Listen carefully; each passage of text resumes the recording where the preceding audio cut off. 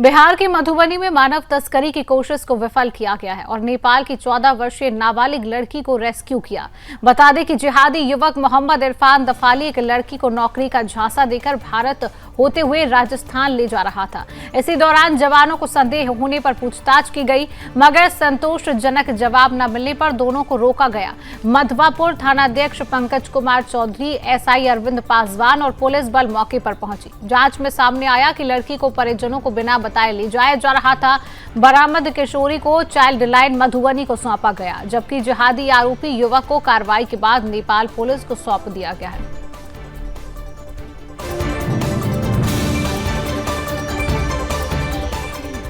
तो इसी खबर पर अधिक अपडेट लेंगे। बिहार से ब्यूरो चीफ अंजनी पांडे हमारे साथ जुड़ चुके हैं। अंजनी, मानव तस्करी की कोशिश को विफल किया गया, क्या है ये पूरा मामला, क्या अपडेट?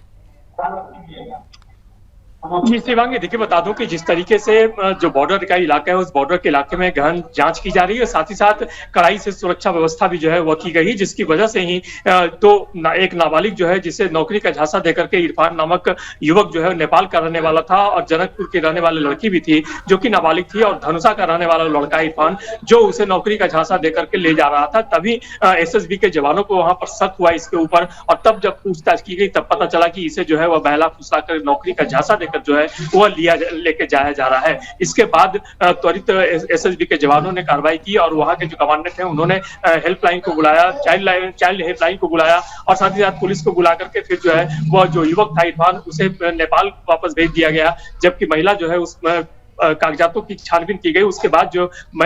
महिला थी, जो नाबालिग लड़की थी, उस नाबालिग लड़की को जो है वो वहां पर हेल्पलाइन मधुबनी में जो है वह चाइल्ड हेल्पलाइन में जो है वह रख दिया गया, वहां भेज दिया गया। फिलहाल पुलिस जो है इन सभी बातों पर जो है वह छानबीन कर रही है कि आखिरकार इसे कहां से, क्यों और किस तरह से लाया गया था और फिर इसे क्या करना था, किस तरीके से किया जाना। हालांकि जो लड़का था इरफान, उसे जो है वह वापस भेज दिया गया नेपाल। जो नेपाल सरकार की जो पुलिस थी वो उसे ले गई है और कागजातों की जांच करके कागजातों के आधार पर जो है उसे फिलहाल जो है वह नेपाल पुलिस को जो है सरेंडर कर दिया गया है, भेज दिया गया है। लेकिन अभी पूछताछ जो है वो जारी है। नेपाल में भी उससे पूछताछ की जा रही है कि आखिरकार वह इस नाबालिग बच्ची को लेकर जो जा रहा था तो कहां और कैसे जा रहा था और क्या मकसद था इसके पीछे। क्योंकि जिस तरीके से देखिए, जब पाकिस्तान और भारत के बीच जिस तरीके से पिछले दिनों जो तनाव हुआ था, उसके बाद बॉर्डर के जो इलाके हैं वो बॉर्डर के इलाकों पर जो है वह काफी कड़ाई बरती जा रही थी, और इसी आधार पर जो है जब जांच की गई, छानबीन की गई, तो शक के आधार पर जो है उन्हें पकड़ा गया और उसके बाद जो है यह खुलासा हुआ कि इसे नौकरी के झांसा के नाम पर जो है इस नाबालिग बच्ची को जो है ले जा रहा था इरफान नामक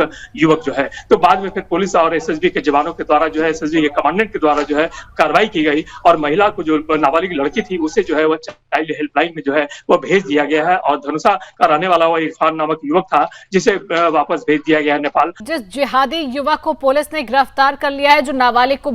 नेपाल से भारत की ओर लेकर आया था, क्या उस युवक से जो पूछताछ की गई उस पूछताछ में क्या कुछ खुलासे हो पाए? क्यों लेकर आया, क्या उसका मकसद था?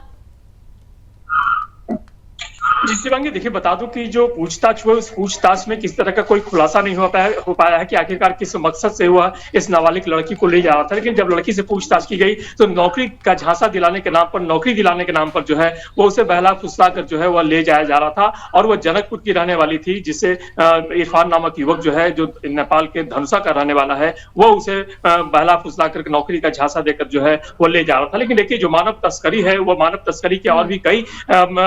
मामले जो है वो सामने आए हैं, और एसएसबी के द्वारा जो है वो कई इस तरह के मामले जो है वो सामने लाए गए हैं जिसमें कि मानव तस्करी का खुलासा हुआ है। और खास करके जो नाबालिग लड़कियां हैं, उन नाबालिग लड़कियों को जो है वह दूसरी जगहों पर, मतलब नेपाल से जो है वह इंडिया में ले जाया जाता है, और इंडिया से फिर दूसरी जगह पर जो है उन्हें ले जाया जाता है, जहां पर उनके साथ न सिर्फ अमानुषिक व्यवहार किया जाता है बल्कि उनके साथ कई तरह की जो है वह यातनाएं दी जाती हैं, और उन्हें झांसा दिया जाता है अच्छे नौकरी का, अच्छे रहन सहन का। लेकिन उनके साथ जो है वह काफी कहे तो अमानवीय व्यवहार होता है, और उसको लेकर के जो है वो कई बार हमने अपने दर्शकों को दिखाया भी है कि किस तरीके से मानव तस्कर गिरोह के लोग जो है वह नाबालिग लड़कियों को, नाबालिग लड़कों को जो है वह पहला फुसला कर ले जाते हैं। लेकिन जिस तरीके से नाबालिग लड़की को इरफान नामक युवक जो है वो लेके जा रहा था, इससे निश्चित रूप से लगता है कि कहीं ना कहीं इसके साथ जो है वह अमानवीय व्यवहार किया था, और कहीं ना देह व्यापार के जो दलदल है, उस देह व्यापार के दलदल में जो है वो झोंकने की तैयारी थी, जिससे एसएसबी जवानों की नजर पड़ी। और बिल्कुल अंजनी, अब ये देखना होगा पुलिस ने उसकी गिरफ्तारी की है, और इस गिरफ्तारी के बाद पूछताछ में क्या कुछ खुलासा होता है और क्या उस जिहादी युवक का आखिरकार मकसद था।